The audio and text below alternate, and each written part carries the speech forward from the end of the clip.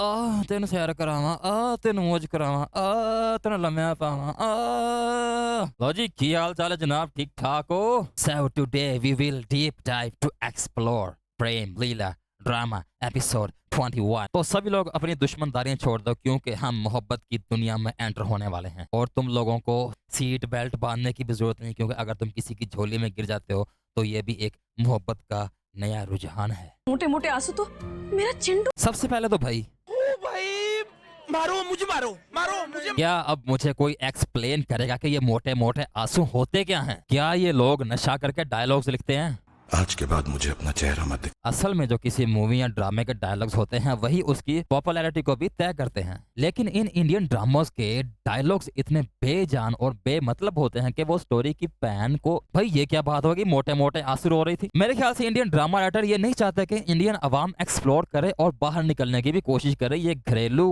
Politics ही दिखाते हैं बस। अभी तो प्रेम की तुझसे ही होगी कि मेरी लीला। अब इस औरत को इस ड्रामे में जो रोल मिला है वो है पागलपंती करने का। और इंडियन राइटर्स की ये एक बहुत पुरानी बीमारी हो चुकी है कि जब वो किसी बड़े को बच्चे वाला दिमाग देते हैं तो उसकी इंटेग्रिटी को भी तबाह कर देते हैं। अब सच सच बताओ, क्या इंडिया के बच्चे इस तरह की हरकतें करते हैं? पैंचो टट्टी फुल टट्टी। हम उसे यहाँ प्रेम से शादी करने के लिए। तो जी भोसले के फिर से आगे शादी। भाई इनके हाथ तो लंड कटिंग करवाने भी नहीं जाता, रोजाना कोई ना कोई शादी करवा ही रहा है।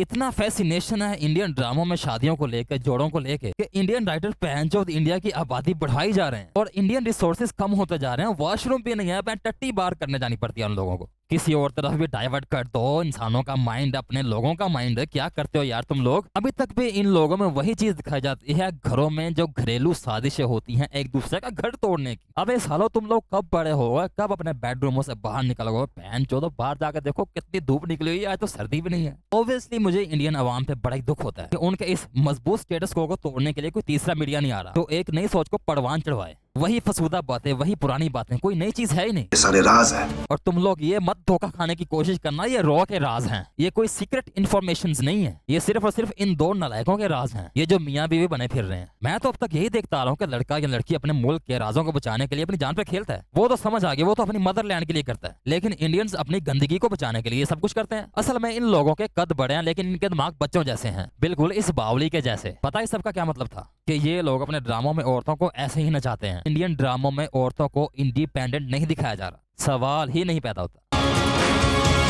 मतलब ये दिखाने की कोशिश की जाती है तुम कमजोर हो और कमजोर ही रहोगी, तुम्हारी जगह यही है। But that's not okay bro. दुनिया अब आजाद हो चुकी है और औरतें भी आजाद हैं उसी तरह जिस तरह मर्द। अब देख रहे हैं ये मर्द अपनी मर्दानगी किस तरह दिखाएगा। ये बेगैरत और माँ के लाडले सिर्फ अपनी औरतों पे ही अपना धौंस जमाते हैं। एज यूजुअल इंडियन ड्रामों में दो बंदे कार्रवाई कर रहे होते हैं लेकिन बाकी सारे का सारा मजमा अपनी अपनी जगह खड़ा होकर सारे का सारा तमाशा लाइव देखता है। अभी तुम देख लो, जो जो बंदा जहाँ जहाँ खड़ा है वहीं का वहीं रहेगा, वहीं खड़े होकर अपने डायलॉग बोलेंगे। जो पीछे खड़ा है वो नौकरों पीछे रहेगा, जो उससे पीछे खड़ी है वो वहीं रहेगी, और जो यहाँ साइड पे खड़ी है ये भी यहीं रहेगी, और जिसके साथ ये कार्रवाई हुई है वो भी अपनी जगह पे ही रहेगी, अपनी जगह से कोई भी नहीं हिलेगा। ये इंडियन ड्रामों की एक खासियत है, जो अपना अपना ओहदा नहीं छोड़ते, अपने ओहदे पे कायम रहते हैं। क्योंकि इन लोगों में जरा सा भाई कॉमन सेंस नहीं है कि अगर किसी ने गलती की है तो उस गलती को चार दीवारी में रख के ही खत्म कर दो, बल्कि नहीं, ये लोग सबके सामने तमाशा लगाते हैं, उसका मजाक बनाते हैं, फिर वो बुरा बंदा बुरे से बदतर हो जाता है। ये है जी इनकी थेरेपी। और इन लोगों का जरा बनाओ सिंगार चेक करो। मतलब हर साल बहुत सारे इंडियंस डेंकी लगा के जाते हैं बाहर की दुनिया में कमाने के लिए, लेकिन इनके ड्रामों में ऐसा बिल्कुल भी इंप्रेशन नहीं जाता कि इंडिया में कोई गरीब लोग भी रहते हैं, एग्जिस्ट भी करते हैं। मतलब कि अमेरिका जितनी सुपर पावर है ये उससे भी बड़ी सुपर पावर है, but in imagination world only. और इंडियन ड्रामों में गुस्सा भी अपने ओपी लेवल पे होता है भाई। और ये लोग इंडियन अवाम को सिखाते हैं कि तुमने किस तरह हर वक्त गुस्से में रहना, माचो मैन बन के रहना, बैंच और सुलह नहीं करानी हो तुम्हें। और जरा इस डंगर का लहजा भी चेक कर लेना, जरा किस तरह बोलता है एक लड़की से, और वो भी उनके इंटरनेशनल टीवी पे। दादी ने शुक्र है इंडियन राइटर्स को इतनी तो सेंस है कि थप्पड़ नहीं मरवाते भाई, घूसे नहीं पड़वाते। अगर ऐसा भी कोई काम हो तो वुमेन एम्पावरमेंट जो उनकी तंजीम है वो बाहर निकलेंगे। और मेरे ख्याल से इस तरह के मवाद पे भी उनको बाहर निकलना चाहिए और इस चीजों को बंद करना चाहिए भाई। औरत को एम्पावरमेंट देनी चाहिए। कुटी माने।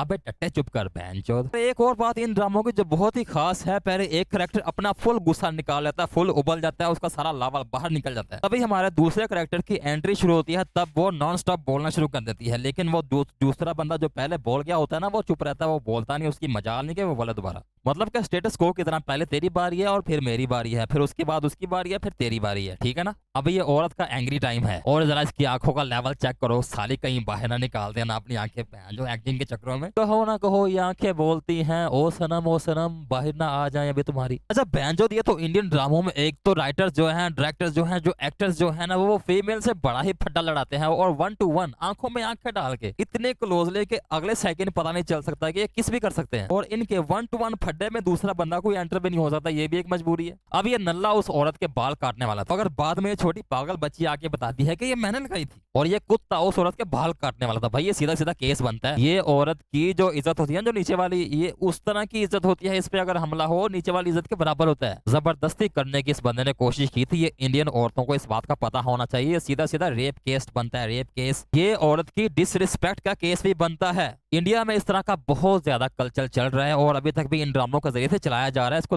खत्म नहीं किया जा रहा। एक तो बड़ी मुश्किल से इंडियन औरतों को कुछ अपनी आजादी का पता चला है, लेकिन ये लोग ड्रामों के जरिए उसको अभी भी दबाने की कोशिश करते हैं। बस इंडियन ड्रामों में यही चीज दिखाई जाती है कि औरत का काम है सिर्फ किचन में ही गांड देना सारा सारा दिन, मतलब कि इन औरतों का बाहर की दुनिया से कोई भी ताल्लुक वास्ता नहीं है। इन औरतों को अपनी जिंदगी आजादी से जीने का कोई हक नहीं है। ये पकड़ माचिस इसमें से तीली निकाल और उससे आग जला और अपने नसीबों को भी साथ साथ जला दे तू। और इस सारे सीन का ड्रॉप सीन ये है कि फिर वो दोनों औरतें आमने सामने आती हैं, फिर से ऐलान जंग होता है और फिर दोनों औरतें एक दूसरे के खिलाफ कोई नई चाल चलने के लिए एक दूसरे को पहले ही आगाह कर देते हैं, भाई अब तेरे साथ ये होने वाला है। मतलब कि प्रोग्राम तो बढ़ गया।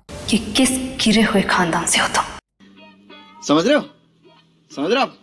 समझ रहे हो ना? ये लोग अभी तक इतने मेच्योर नहीं हुए हैं कि ऊंच नीच के फासले को खत्म कर दें। इंडियन टीवी ड्रामा राइटर्स अभी तक भी उसी सोच में गुम हैं कि जो नीच है वो नीच है, तमाम इंसान बराबर नहीं है। और इन इंडियन ड्रामों से, उनके इन डायलॉग से ये बात बिल्कुल वाज़ेह हो जाती है कि इंडिया में अभी भी तफरीक है और बदकिस्मती से पैंचोद इस तफरीक को खत्म करने के बजाय और बढ़ावा दिया जा रहा है। अच्छा दोनों औरतें मिलकर किचन में इतना बड़ा कांड कर रही होती है, लेकिन मजाल है क्योंकि तीसरा बंदा इनकी बात भी सुन ले। ऐसे तो पैंचो अपने कमरे में लोग खुफिया बातें कर रहे होते हैं बैठ के, तीसरा बंदा कान लगा के दरवाजे से बात सुन लेता है, लेकिन किचन तो ओपन होता है, उधर कोई आता ही नहीं। पैंचो देखो जरा। अब देखो एक औरत ने दूसरी औरत को काबू कर लिया और उस औरत ने काबू किया है जो कि नीच थी, मतलब कि जिस पे प्रेशर डाल रही थी ये ऊंचे घराने की औरत। लेकिन क्योंकि उन्होंने इसका वीक पॉइंट दिखाना था, तो जब इसने पकड़ लिया है ऊंचे घर की औरत को, तो छोटे घर की औरत को देख लिया एक औरत ने, और वो ये थी। प्रोग्राम तो बढ़ गया। इन करेक्टर्स की सियासी नोकझोंक कभी नहीं खत्म होती और ना ही कभी खत्म होनी भी चाहिए, ताकि इंडियन औरतें बाहर ना निकल सकें, दुनिया को एक्सप्लोर ना कर सकें, अपने हकूक को ना पहचान सकें। और सबसे बड़ी बात है जो आदमियों का नेटवर्क फैला हुआ है इंडिया में, ये खत्म ना कहीं हो जाए, खतरे में ना आ जाए। और ये ऊंच नीच का कॉन्सेप्ट भी अभी तक खत्म नहीं हो पाया इंडिया से, and it is so sad bro. वैसे एक बात तो माननी पड़ेगी, इंडियन टीवी ड्रामों में अब इंडियन नारी काफी हॉट नजर आती है और बाहर इंडियन ड्रामों में ये दिखाया जाता है कि औरतें लड़कों के पीछे पड़ी हुई हैं, लेकिन असल में इसके बिल्कुल मुखालिफ है। ये सिर्फ और सिर्फ इंडियन ड्रामों में ही ऐसे डायनामिक्स दिखा के लोगों की तवज्जो को मबजूल कराया जाता है, लेकिन असल में लड़के लड़कियों के पीछे मारे मारे फिर रहे हैं इंडिया में, और ये एक बहुत बड़ी हकीकत है। तो आज की वीडियो इन दो यंग हॉट लड़कियों की ही शक्ल पे बंद कर देते हैं, फिर मिलेंगे कभी चलते चलते।